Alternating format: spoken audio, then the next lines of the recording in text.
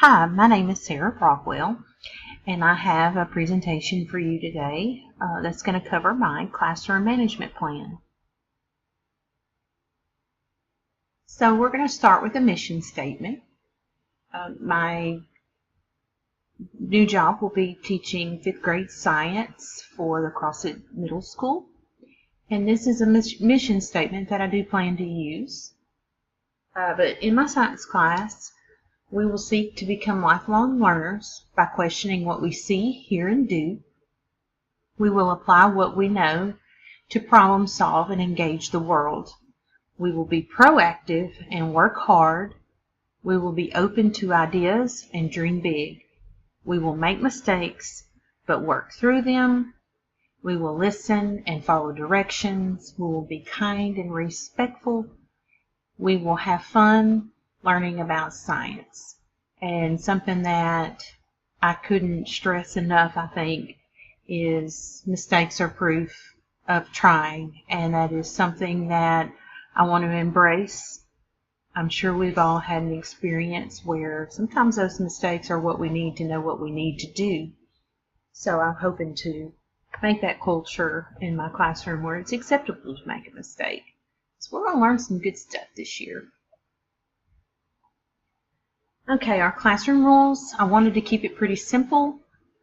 Like I said, I'm teaching 5th graders, so these are 10, 11 years old.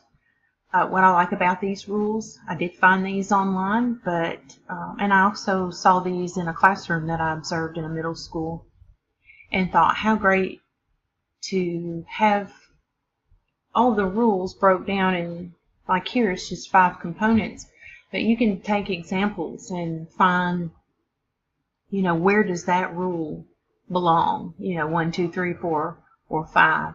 And I would like to make an activity during the first week of school or so. What kind of rules would that mean? But be on time, on task, and prepared to learn every day. Respect the teacher, the classroom, other students, and yourself. Be responsible for your own learning. Clean up after yourself and your peers, and keep all personal electronics put away. And I know that is something a lot of people will be battling in the upper grades, is the personal electronics, and definitely something I want to keep a check on. There will be opportunities to incorporate those if my students have them, but definitely something that I wanted to hone in on for sure. Classroom consequences. I think these are pretty common. We'll start off with a verbal warning. Then we'll move to a final verbal warning where, after this, your warnings are done. Stay after class and speak to the teacher. Send an email or make a phone call. Send a letter. Something to get in touch with that guardian about the behavior.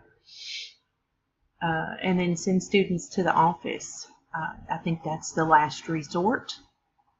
I do feel like as a classroom teacher, a big part of our job is management, and I think if we can keep our students engaged and have meaningful lessons, that will also cut down on some of the behavior problems.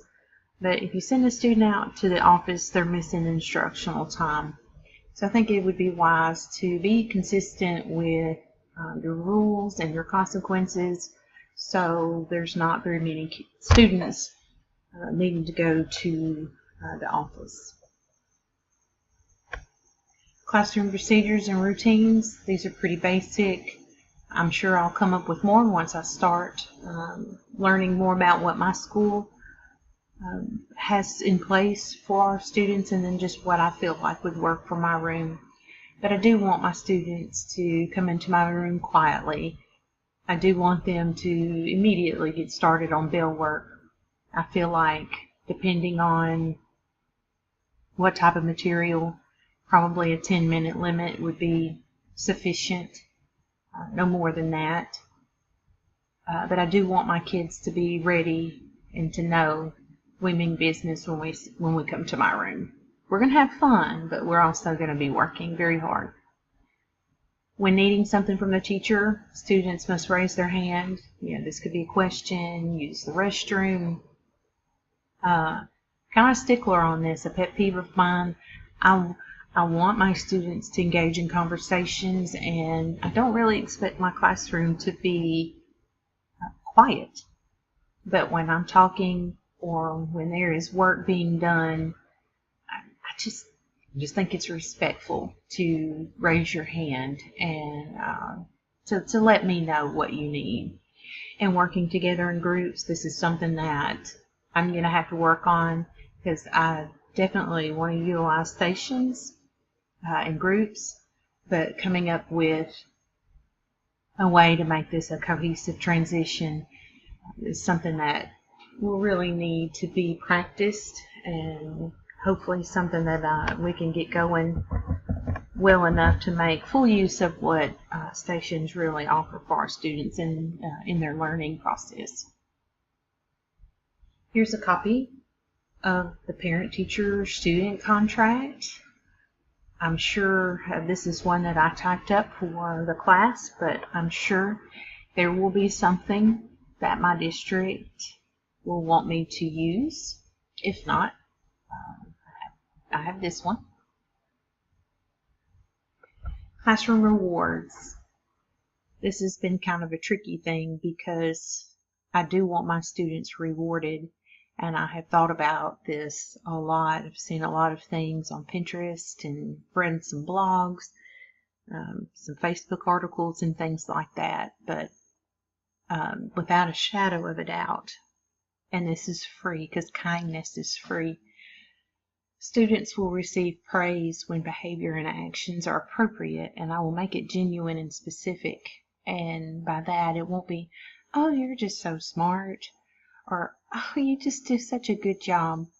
I think that praise should be specific. I like how you stuck with that problem. Well, look at this. You are following the procedures just like I wanted you to. Good job. And I think kids know when you're not being sincere. I would never want my kids to think, I'm being sarcastic, or that I don't recognize that they're doing something really well. Something I came across that I really like the idea of, and again, something very inexpensive, but I like these things called shout-outs. And what these are random notes that the teacher can fill out on a student. That's, oh, you did this, you've reached your goal. What I like about these too is to have these available to where other students can write them to other students. And that's something I definitely want to encourage in my classroom, is being able to give a compliment and take one, even as an adult. Sometimes I struggle with that too, but opening up those communication and really recognizing and saying, hey, you did a really good job in class today. And if I can promote that, then hopefully that will inspire others to want to do, exemplary work as well, and have plenty of shout outs in my classroom.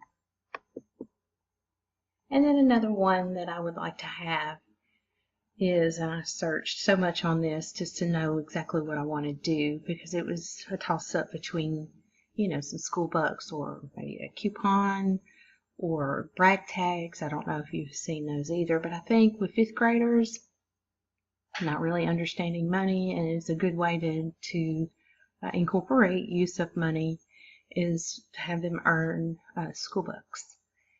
I do not want to be stuck to a specific guideline for distributing school bucks. I want it to be random. I want to catch people, I don't want it to be staged.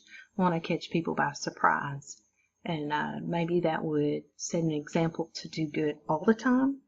So you never know when you're going to get a school buck, but I want to be, on point for any chance I can get this money. But, at certain times they can cash out this money once they've earned enough that they can cash these out. Of course, these will cost, different rewards will cost different things. You know, maybe something as simple as sitting in a comfy chair. I was talking to a fellow teacher in my building, and even in 8th grade, the kids like to sit in the comfy chair. So I'm told this is cheap, it's effective. Get you a comfy chair for your room. Just a couple other ones that I have listed here. Headphones. You know, think about that positive phone call home or an email home. I think sometimes we get so caught up in wanting to report the negative, which is something we have to do, but what about the positive? You know, what if you can cash in your money and say, call my mom today and let her know how good I'm doing? You know, that's some of the easiest things that will make the students feel good. But you know, homework task, use your notes for a test, maybe pay for certain test questions and things like that. So I definitely want to encourage, you know, some type of money system to keep students interested in wanting to follow the rules and procedures and work hard every day. And classroom signals. Still kind of iffy about this too, but a few of these I do know I want to do, you know, especially like the call outs. Peanut butter, and then the students come in and say jelly time. That's my favorite. I even like in one class that I had observed in, the teacher tapped on the desk, you know, like ba-dum-bum, and then the students return with a psh with the signals. And that was really kind of at the end of the day like a pat on the back, more or less, like, yeah, we're done and we rocked it. I like the hand clapping. You know, if you hear me clap so many times, and the students are supposed to clap back. Something else that I wanted to point out that I saw in the video and even in some of the reading is to change some of these up. It kind of reminds me of if I put a note on my refrigerator, let's say, too soon, eventually it will blend in with everything else, and I just don't think to look at it. And I think that's kind of how some of these classroom signals can be. And if you use them so much, they lose the meaning. They're not exciting. They're not different. So changing those up, I think, would be good.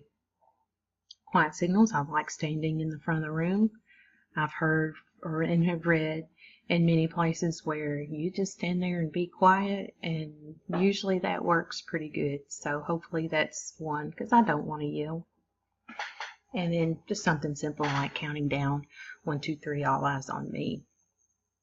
And after I had submitted this assignment, we saw another video where the teacher would call out class, class, and the students responded yes, yes. So every time that the teacher said class, whether it be 1 time, 2 times, 3 times, the students had to call out in response to how many times.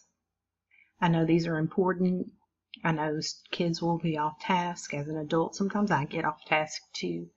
So I find these very interesting and a good tool to have in my class. And again, the consistency using them, I think, is the key. That's the end of my presentation. I want to wish the rest of my classmates, give them the best wishes to their new journey in their classrooms. Thank you very much.